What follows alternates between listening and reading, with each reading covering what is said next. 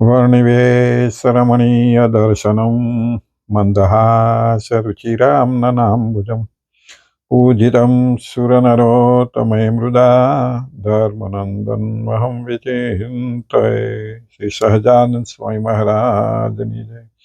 श्री हरिकृष्ण महाराजनी जय। સૌ વાલા ભક્તોને ભાવથી જય સ્વામિનારાયણ, જય શ્રી કૃષ્ણ। આજે આપણે શિક્ષાપત્રીનો 116મો ભાગ જોઈશું। છેલ્લે 115મા ભાગમાં આપણે 187મો શ્લોક જોયો તો બ્રહ્મચારીના ધર્મો ચાલતા હતા અને 187મા શ્લોકમાં પૂરા થઈ ગયા। એમાં છેલ્લે બ્રહ્મચારીના ધર્મોમાં બ્રાહ્મણને બધા એને લાગુ પડે, સત્સંગી થયા એટલે બ્રાહ્મણના ધર્મો હતા।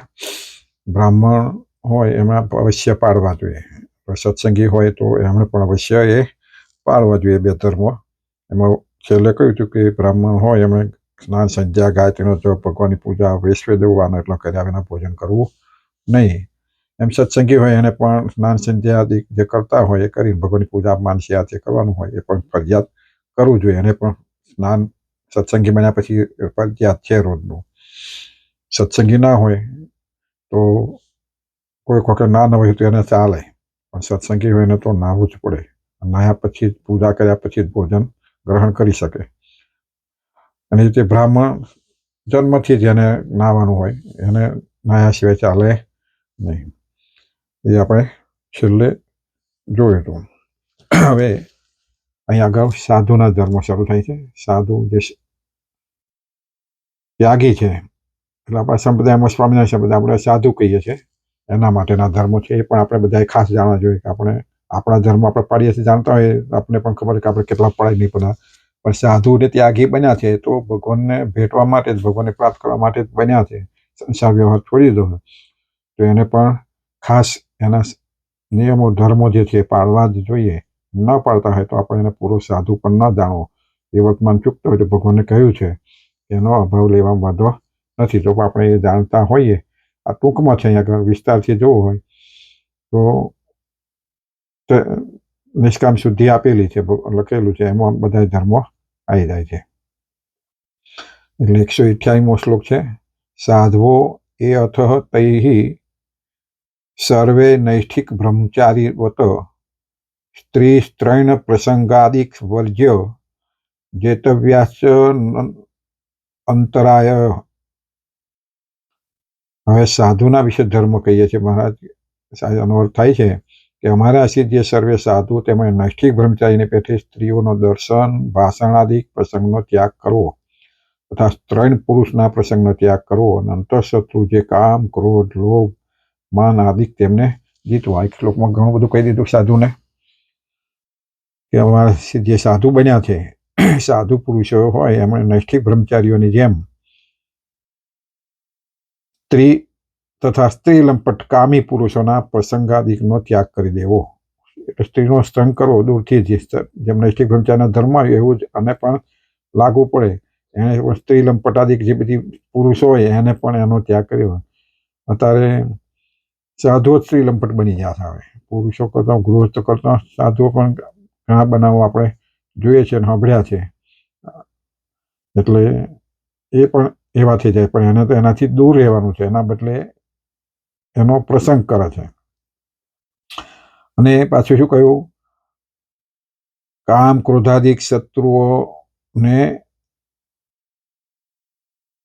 કામ ક્રોધ લોભ માન જે બધું છે એ બધા અંતઃશત્રુઓ છે। એ અંતઃશત્રુને કામ ક્રોધ લોભ મોહ માયા માર્ગ કઈ બધા અંતઃશત્રુઓ છે, એ અંતઃશત્રુઓને જીતવા, એટલે એમાં આવી જવું નહીં।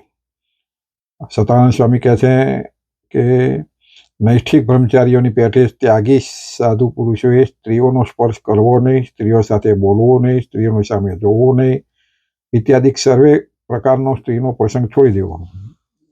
ભગવાને કહ્યું છે રીતે સંત સ્વામી કહે છે કે ત્યાગી પુરુષો છે, સાધુ છે, એમણે સ્ત્રીઓની સાથે બોલવું પણ બ્રહ્મચારીના ધર્મમાં આવી ગઈ રીતે સ્ત્રીઓ સાથે બોલવું પણ નહીં, સ્ત્રીઓ સામે જોવું નહીં, સ્ત્રીઓની વાતો પણ ના કરવી, અને એ સર્વે ઇત્યાદિ સ્ત્રીઓનો પ્રસંગ છોડી દો. કોઈ પણ રીતે સ્ત્રીઓનો પ્રસંગ થાય એવો હોય તો એ છોડી દેવું. એટલે સ્ત્રીઓ બેઠી હોય તે બાજુ જવું પણ નહીં. જેમ બ્રહ્મચારીઓને કહ્યું છે ને કે સ્ત્રી પગવટર હોય અથવા જે સ્ત્રી અવર જવર કરતી હોય એવી જગ્યાએ પણ જવું નહીં, અથવા એવી જગ્યામાં જવાથી એનો પ્રસંગ થાય. એટલે સર્વે રીતે કહ્યું કે સર્વે પ્રકારે સ્ત્રીનો પ્રસંગ છોડી દેવો. એનો પ્રસંગ ન થાય એનું ખાસ ધ્યાન રાખવું. એવી રીતે સ્ત્રી લંપટ કામી પુરુષોનો પ્રસંગ પણ સર્વ પ્રકારે છોડી દેવો. એટલે સ્ત્રી લંપટ જે કામી પુરુષો છે એનો પ્રસંગ પણ છોડી દેવો. તથા કામ, ક્રોધ, લોભાદિક અંતઃશત્રુઓને જીતવા. ભગવદ્ ગીતામાં શ્રી કૃષ્ણ ભગવાને કહેલું છે. પછી આ જેમ કામ, ક્રોધ, લોભમાં બધું કહ્યું ને જીતવાના, એમ એને જીતવા. કામ, ક્રોધ, લોભ, માન જે અંતઃશત્રુઓ છે એને જીતવા. એટલે ભગવાને ભગવદ્ ગીતામાં કહ્યું છે કે ત્રિવિધમ નરકૈછેદમ દ્વારમ નાશનમાત્મનઃ કામ, ક્રોધસ્ત તથા લોભસ્ત સ્માદેવ ત્રયમ ત્યજ્યત ઇતિ. એનો અર્થ થાય છે કામ, ક્રોધ અને લોભ આ 3 પ્રકારનું નરકનું દ્વાર કહેલું છે. કામ, ક્રોધ ને લોભ આ 3 નરકનો દ્વાર છે. એટલે નરકને તમને મોકલે. જેને કામ હોય તેની ભાવના વધારે કરતો હોય ને એમાં પછી રહેતો હોય, એ રીતે ક્રોધ બહુ કરતો હોય, કારણ કે ક્રોધમાં શું કરી બે નક્કી નહીં. અને લોભ હોય, લોભને લીધે પણ શું કરી બે નક્કી નહીં. લોભને થઈ અને પછી પાપનું આચરણ. આ બધા પાપનું મૂળ છે, પાપ કરાવડાવે છે. એટલે એને નરકનું દ્વાર કહ્યું છે. નરકની અંદર જો જવું હોય તો કામ, ક્રોધ ને લોભ દ્વારા જઈ શકાય. જેને નરકમાં જવું હોય તો કામ, ક્રોધ, લોભ દ્વારા જઈ શકાય એમ કે. એટલે આ 3 વસ્તુથી નરકમાં જવાની પ્રાપ્તિ થાય છે. અને આ 3 મોક્ષ માર્ગમાં મહાન વિઘ્નરૂપ છે. આ 3 જે હોય એ ભક્તિ કરતો હોય તો પણ એમ વિઘ્નરૂપ છે. અને આપણે બાપા સંપ્રદાયમાં ઇતિહાસો ઘણા જોયા કે કરાય હરિભક્તો હતા એવા છે, પણ છતાં નરકમાં પહોંચ્યા. સાધુઓ હતા પણ તે પણ પહોંચ્યા. એટલે આપણે સત્સંગી થઈ ગયા કે આપણે પરમ પાડીએ એવું માનવું નહીં લેવાનું, પણ આપણે આવી બાબતમાં આવી જઈએ તો પણ નરકની પ્રાપ્તિ થાય છે. એટલે એને વિઘ્ન થઈ ગયું, કારણ જવાનું તો મોક્ષ માર્ગે અને વિઘ્ન નડ્યું. એટલે એને વિઘ્ન રૂપ કહ્યા. માટે આ 3નો ત્યાગ કરી દેવો. એમાં કામને તો વિશેષ કરીને જીતવો, કારણ કે કામ સર્વે જ્ઞાની પુરુષોના જ્ઞાનને ઢોંકી દેનારો છે. લો, કામ વસ્તુ છે ને, સર્વે જ્ઞાની હોય, સાધુ હોય, મોટા મોટા બ્રહ્મા જેવા હોય તો પણ જ્યારે કે છે એ વ્યાપે ત્યારે એનું જ્ઞાન કોઈ કામ લાગતું નથી. એટલે બહુ સાવધાની રાખવી પડે. એટલે જ્ઞાની પુરુષોના જ્ઞાનને પણ ઢોકી દેનાર છે. આ વિષયમાં ભગવદ્ ગીતા પ્રમાણરૂપ છે. એમાં કહ્યું છે કે જેમ અગ્નિ ધુમાડાથી ઢંકાઈ જાય છે, ધૂળથી અરીસો ઢંકાઈ જાય છે, ગર્ભ ઓળથી ઢંકાઈ જાય છે, એમ જ્ઞાની પુરુષોનું જ્ઞાન કામથી ઢંકાઈ જાય છે. અહીં ઉદાહરણ આપ્યા ભગવદ્ ગીતામાં કે જેમ અગ્નિ હળગતો હોય પણ જો ધુમાડો હોય તો એનાથી અગ્નિ ઢંકાઈ જાય. એટલે બહુ અગ્નિ ન દેખાય ધુમાડામાં, સળગતો ના દેખાય. પછી જે બાળાઓ હોય મોટી તો દેખાય, પણ આપણે સામે બળતું હોય તો અગ્નિ હોય તો જ બળે ને, અગ્નિ ના હોય તો બળવાનું કઈથી. એટલે અગ્નિ દેખો ના દેખાય પણ ધુમાડો જ નીકળતો દેખાય. કારણ કે એવી વસ્તુ હળગતી હોય તો ઘણી વખત આપણે નહીં ધૂણાય છે એમ કહીએ છીએ. એટલે એ ધૂણાય ક્યારે, ધૂણ ક્યારે નીકળે, અગ્નિ હોય તો જ, તો અગ્નિ ના દેખાય. એટલે ધુમાડાથી અગ્નિ ઢંકાઈ જાય છે. ધૂળ હોય અને આપણા અરીસા ઉપર હોય તો એ પણ રોજ ઉડતી હોય તો અરીસા પણ ઢંકાઈ જાય, કાચ પણ ઢંકાઈ જાય છે. એવી રીતે ગર્ભ ઓળથી ઢંકાય છે. ગર્ભ જે છે એટલે એ ઓળ, માના પેટમાં જે ગર્ભમાં જે બાળક હોય છે એ ઓળથી ઢંકાઈ ગયેલું દેખાતું નથી. અને એમ જ્ઞાની પુરુષનું જ્ઞાન કામથી ઢંકાય છે. એમ જ્ઞાની પુરુષનું જ્ઞાન હોય ને જ્યારે કામ વાપરે એનું જ્ઞાન જણાય નહીં. એમ જ્ઞાની પુરુષોનું જ્ઞાન કામથી ઢંકાઈ જાય. કામ જ્યારે વ્યાપે છે ત્યારે જ્ઞાની પુરુષ પણ કંઈ વિચારી શકતો નથી. તે વખતે એને વિચારવાનો પ્રયત્ન જ નહીં કરતો. એ જ્યારે કામ થઈ જાય ત્યારે વિચારી શકતો નથી. અર્થાત એ સમયે જ્ઞાન પણ વ્યર્થ થઈ જાય. તે વખતે એનું જ્ઞાન વ્યર્થ થઈ જાય, કારણ કામ ના લાગ્યું એટલે વ્યર્થ થઈ ગયું. એક જ ઈચ્છામય એવો જે કામ છે એ ઇન્દ્રિયોને પોતપોતાના વિષયોમાં પ્રવર્તાવીને આત્મજ્ઞાનને ઢોકી દે છે. આ કામ જ એવો છે કે દરેક ઇન્દ્રિયોને પોતપોતાના વિષયોમાં પ્રવર્તાઈ દે અને આત્મજ્ઞાન જે છે એને પોતાનું એને ઢોકી દે છે. માટે પ્રથમ ઇન્દ્રિયોને નિયમો કરી બુદ્ધિ વડે મનને કર્મયોગમાં સ્થાપન કરી અથવા તો મનને ભગવાનની મૂર્તિમાં સ્થાપન કરી કામરૂપી શત્રુને વશ્ય જીતી લેવો. આ કરત તો કામ જીતાય. બુદ્ધિ વડે કર્મયોગમાં બુદ્ધિ વડે મનને કર્મયોગમાં જોડી દેવું પડે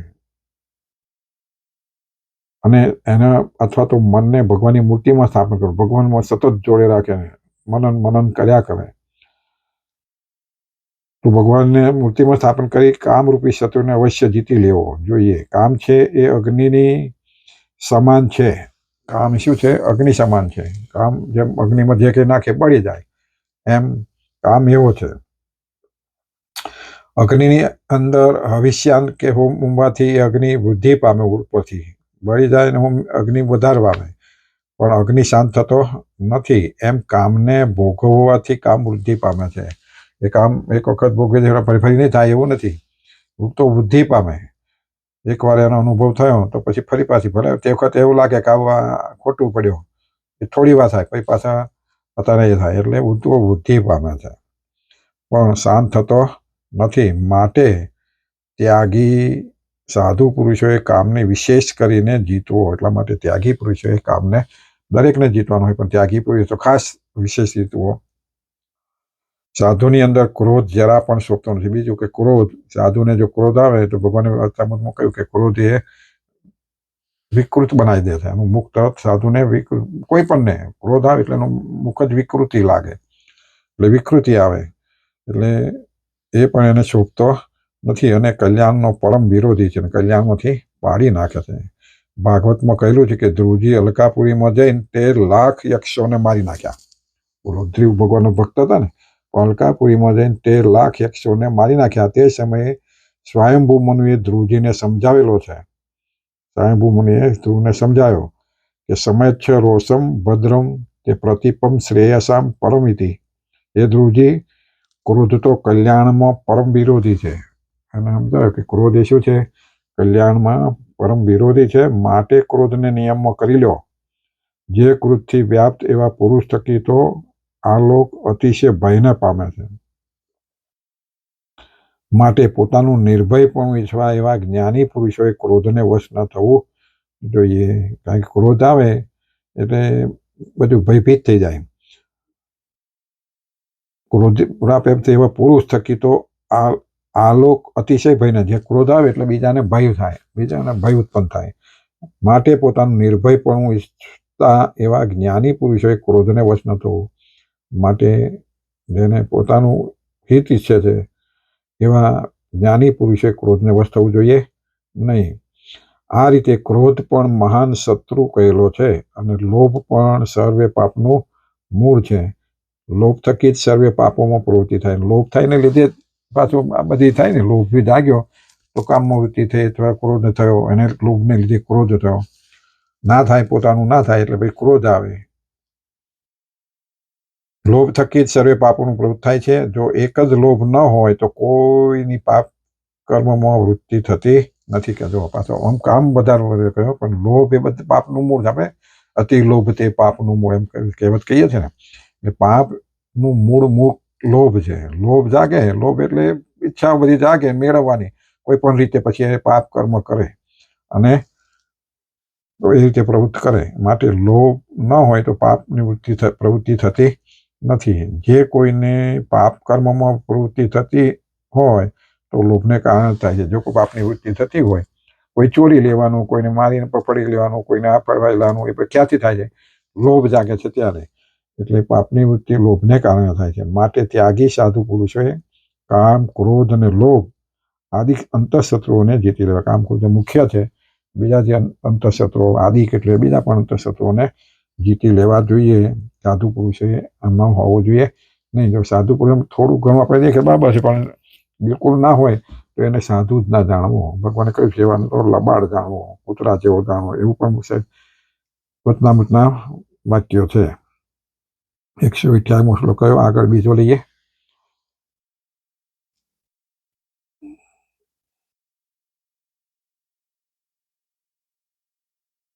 સર્વેન્દ્રિયાણી જયાની રસના તું વિશેષતઃ ન દ્રવ્ય સંગમ ગ્રહ કારણીયો ન કેનચિત. એનો અર્થ થાય કે સર્વે ઇન્દ્રિયો તો જીતવી અને રસના ઇન્દ્રિયો તો વિશેષ કરીને જીતવી અને દ્રવ્યનો સંગ્રહ પોતે કરવો નહીં ને કોઈ બીજા પાસે પણ કરાવવો નહીં. મહારાજ કહે છે કે આ સાધુ હોય એમણે ઇન્દ્રિયોને તો જીતવી, સર્વે ઇન્દ્રિયોને જીતવી, પાછી એમાં રસના ઇન્દ્રિયોને તો વિશેષ કરીને જીતવી. આગળ બ્રહ્મચારીમાં આવી ગયું ને, રસના ઇન્દ્રિયોને જીતવી અને દ્રવ્યનો સંગ્રહ પોતે કરવો નહીં અને બીજા પાસે પણ કરાવવો ને. આ ખાસ ધર્મ છે સાધુ માટે. પોતાના સાધુનો તો દ્રવ્યો પોતે નહીં કરતા, પણ ખાતા મળે બેંકમાં ખાતા દરેક સાધુ. અને લોકો સમજાય પણ દેવાનું. લોકો પણ એવા અણઘડ લોકો એવું છે કે ભાઈ અત્યારના જમાના પ્રમાણે જોઈએ ને, પૈસો ના જોઈએ, હમણાં જોઈએ, પણ સાધુ બન્યો છે બધું છોડીને જ ગયો છે. ભગવાનના આશા જ કરે, ભગવાનના આધારે જ રહેવાનું છે ને. એટલે એનું જોવે, ભગવાનમાં જેટલી શ્રદ્ધા એટલી જ ભગવાન એની રક્ષા કરે. પણ આ રીતે બોલી અને તમને સમજાવી દે છે. સતાનંદ સ્વામી કહે છે કે સાધુ પુરુષે સર્વે ઇન્દ્રિયો જીતવી, ઇન્દ્રિયોનું દમન કરવું વિચાર અને વિવેકથી થાય છે. ઇન્દ્રિયોનું દમન વિચાર અને વિવેકથી થાય. આંખે પાટા બાંધી દેવાથી આંખો જીતાતી નથી કહે છે. કાનને બંધ કરી દેવાથી પણ કાન જીતતા નથી. ઇન્દ્રિયોનું સ્વાભાવિક ધર્મ છે કે પોતપોતાના વિષય તરફ જવું. ઇન્દ્રિયોનો સ્વભાવ છે એ પોતપોતાના વિષય તરફ જવું. દરેક આપણે પંચેન્દ્રિય પંચજ્ઞાનેન્દ્રિયો એમાં કર્મેન્દ્રિયોની વાત છે. ઇન્દ્રિય પંચેન્દ્રિય કર્મેન્દ્રિયો છે અને આંખો તો આંખો જોવાનું કામ કરે છે, એટલે ગમે ત્યાં નજર પડી જ જાય, ના પાડવી હોય તો. કાન છે તો સાંભળી જ લે, મુખ છે તો બોલી જ નાખે, રસ ના છે જીવા છે તો રસ બાકી જ લે, અથવા તો ના તો દેખે તો ટકા મારે. એમ કર્મેન્દ્રિયો પોતપોતાના માર્ગે તો જતી જ હોય છે. એટલે કે એને એકલું બંધ કરી દેવાથી ના. ભગવાને તો કહ્યું છે કે ભાઈ આંખો આપણે બંધ કરી દઈએ તો ના દેખાય, એટલે ના પડે, પણ ફરી ખુલી જ જાય. કારણ કે એકવાર જોઈ ગયું ખુલી જાય. એટલે એકલું ખાલી બંધ કરી દેવાથી ના થાય. ઇન્દ્રિયોને સ્વાભાવિક ધર્મ છે કે આ રીતે એ પોતાના વિષય તરફ જાય. જ્યારે ઇન્દ્રિયો પોતપોતાના વિષય તરફ જાય ત્યારે વિચારે કરીને અને વિવેકે કરીને ઇન્દ્રિયોને પાછી વાળી લેવી. એટલે કદાચ વિષય પણ છે કે સ્ત્રી દેખાઈ ગઈ તો એને વિચારે કરીને પાછી વાળી લેવી કે ભાઈ મારે જોવા જ નથી, અને તો બધું નરકનો કુંડ છે ને આ છે ને આવું વિચારે કરીને એ બાજુ જોઈ હોય તો એને કોઈ અસર થાય નહીં. એમ વિચારે કરીને ભગવાનનું મહાત્મ્ય સમજીને પાછી વાળે તો વળે. કાચબો જેમ પોતાના અંગને સમેટી લે એમ ત્યાગી પુરુષોએ વિષયો તરફ જતી ઇન્દ્રિયોને વૃત્તિઓને પાછી વાળી લેવી. કાચબો જે અંગો કાચબો જોયો હોય એને ખબર હોય કે પોતાના અંગો જ્યારે એ થાય ત્યારે શું કરે, એનું માથું પગ બધું અંદર ઢાંકી લે, એટલે પથ્થરો પડ્યો એવું લાગે. એમ જ્ઞાની પુરુષોએ સાધુ સંતોએ પોતાની ઇન્દ્રિયોને આવી રીતે પાછી ખેંચી લેવી જોઈએ. જે ઇન્દ્રિય તરફ એનો વિષય છે જવાનો, પણ છતાં એને પાછી વાળી લેવી. એને જોયા ના કરવું, જોવાઈ ગયું તો જોયા ના કરવું, વાપર્યું તો એને વાપર્યું નહીં, પાછી વાળી લેવી કે ભાઈ મારા કામનું નથી, એવી રીતે એને પાછી વાળી લેવી જોઈએ. અને 11માં મનને પોતાનું 10 ઇન્દ્રિયો કહી ઇન્દ્રિયોની વૃત્તિને પાછી વાળી લેવી, અને 11માં મનને શાસ્ત્રોનું ચિંતનમાં જોડી દેવું. અને 11મું જે મન છે, વધારે તો મન છે ને બધું આવે ને, મન જીતે, મન જીતો બધી ઇન્દ્રિયો જીતી જાય. એટલે મનને 11મું ભગવાનમાં જોડી દેવું, શાસ્ત્રના વચનમાં જોડી દેવું, ભગવાનના મહાત્મામાં જોડી દેવું, શાસ્ત્રનું ચિંતનમાં જોડી દેવું, અથવા તો ભગવાનની મૂર્તિમાં જોડી દેવું. આ રીતે વિચાર અને વિવેકથી ઇન્દ્રિયોને જીતવી. આ રીતે વિચાર કરીને મનન કરીને અને વિવેક રાખે તો ઇન્દ્રિયો જીતાય. ભાગવતમાં પણ પ્રતિપાદન કરેલું છે. બંધ ઇન્દ્રિય વિક્ષેપો મોક્ષ એસાજ સંયમ. એ શ્લોકનો અર્થ છે કે ઇન્દ્રિયોને જે મોકળી મેળવી એ જ બંધન છે. ઇન્દ્રિયોને બંધે સાથ બંધે એટલે બંધન એટલે બંધન કરે, તમને બાંધી દે છે. એટલે ઇન્દ્રિયોને મોકળી મૂકી દે, જેમ કેમ કરવા દો ઇન્દ્રિયોને, એ મોકળી મેલી કહેવાય. અને ઇન્દ્રિયોને જે નિયમમાં કરી લેવી એ જ મોક્ષ છે. અને ઇન્દ્રિયોને નિયમમાં કરી લેવું, ભાઈ ગમે તેમ ના બોલવું, આપણે બધાને માટે આ વિષયો કે ઇન્દ્રિયોને આપણે બહુ બોલતા હોય તો એને જીતવું હોય શું કરવું પડે, બંધ કરી દેવું પડે. ખોટા દ્રશ્યો ન જોઈએ તો આપણને ખોટા વિચારો પણ ના આવે. એવી રીતે હાથ પગ નાકથી ભાઈ હાથને ખોટા કર્મ ન થાય એટલે ભગવાનની ભજન તીરેમાં વાતો કરવા કે અથવા ભગવાનની સેવા કરવામાં એમાં જોડી દઈએ. પગને પણ એવી રીતે મંદિરમાં જઈએ, દંડવત કરીએ, પ્રદક્ષિણા કરીએ, એવી રીતે એમાં જોડી દઈએ. એમ ઇન્દ્રિયોને નિયમમાં કરી લેવી એ જ મોક્ષ છે. મહાભારતમાં પણ પ્રતિપાદન કરેલું છે. મહાભારતના વચનમાં વશિષ્ઠ મુનિએ કહેલું છે કે ધર્મશીલ એવા સાધુ પુરુષોએ પોતાની સર્વે ઇન્દ્રિયોને પ્રયત્નપૂર્વક જીતવી જોઈએ. આવું મહાભારતમાં કહ્યું છે. તેને પ્રયત્નપૂર્વક પોતાની ઇન્દ્રિયોને જીતવી જોઈએ. અને જો સાધુ પુરુષો પોતાની ઇન્દ્રિયોને જીતે નહીં અને વિષયોમાં ઈચ્છા અનુસાર જવા દે તો એ સાધુ પુરુષ પોતાના કલ્યાણના માર્ગ થકી ભ્રષ્ટ થઈ જાય છે. જીતે નહીં ને પછી એને મનમાં તેવા વિષયોમાં જવા દે તો શું થાય? ભ્રષ્ટ થાય. જોઈએ છે, થાય છે. દરેકને આ વસ્તુ બંધન કરી જાય એટલે નડે. અને રસના ઇન્દ્રિય જે જીભ તેને તો વિશેષ કઈ જીતવી. પછી એમાં બધી ઇન્દ્રિયો જીતવી કહ્યું, પણ એ વધારે પાછો ભાર દીધો. રસના ઇન્દ્રિય નહીં એટલે જીભને તો વધારે વિશેષ કરીને જીતવી. અર્થાત ખાવા પીવાની જે લુલુપતા તેને જીતવી. એને ખાવા પીવાની લુલુપતાના કારણે સાધુ પુરુષને તો એને બધા વિસ્તૃતમાં બધા ના આપ્યા હોય, પણ એને એક ટાઈમ જમવાનું હોય મોટા ભાગે. પછી અશક્ત હોય, કામ હોય તો એને પાછું બીજી ટાઈમ જમવાનું હોય. બાકી એક ટાઈમ પાછું આપણા સંપ્રદાયમાં જોઈએ છે. અને સાધુ પુરુષ હોય ને એ બધું સ્વાદ ન રાખવાનો એટલા માટે એને જે બધું હોય ભેગું કરીને પાણી લઈને પછી ખાતા હોય. આવું આપણા કોઈક સંતો આવું કરતા હોય. તો એવી રીતે એને ઇન્દ્રિયો જીતવાની છે. ઇન્દ્રિયો સરળતાથી જીતાઈ જાય છે. ઇન્દ્રિયોને જીતવાથી બીજી બધી ઇન્દ્રિયો જીતાઈ જાય. રસના ઇન્દ્રિયો જીતવાથી. એટલે ભાગવતમાં કહેલું કે જીતમ સર્વે જીતે રસે ઇતિ. એક જ રસ જો જીતવામાં આવે તો સર્વે ઇન્દ્રિયો જીતાઈ જાય છે. ભાગવતમાં કહ્યું છે કે એક રસના ઇન્દ્રિયો જીતવામાં આવે તો બધી ઇન્દ્રિયો જીતાઈ જાય છે.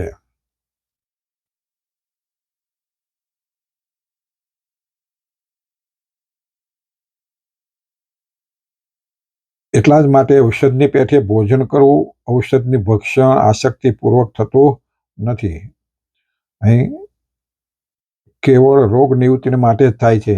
એમ આસક્તિનો ત્યાગ કરીને કેવળ દેહના રક્ષણને માટે જ ભોજન કરવું આવો અભિપ્રાય છે. એટલે ભોજન પણ કેવી રીતે કરવું કે ઔષધની પેઠે ભોજન કરવું. ઔષધ આપણે હોય, ઔષધ એટલે દવા રોજ આપણે ખાઈએ છીએ, એ રોગ પૂરતું જ રોગ મટી જાય એટલે એને ફરી ખાતા નથી. એમ શરીરને ચલાવવા માટે, દેહને ચલાવવા માટે, ચાલુ રાખવા માટે જ એને એટલું પૂરતું જ જમવું. અને એટલે એને આવું જ જોઈએ એવું કશું નથી કે આવું સ્વાદવાળું જોઈએ એવું નથી. શરીરને પોષણ મળી રહે, ખોરાક એ પૂરતો જ એને લેવો જોઈએ. એટલે ઔષધની પેઠે એને ભક્ષણ કરવું કે છે ખાવું. એમ આસક્તિનો ત્યાગ કરીને કેવળ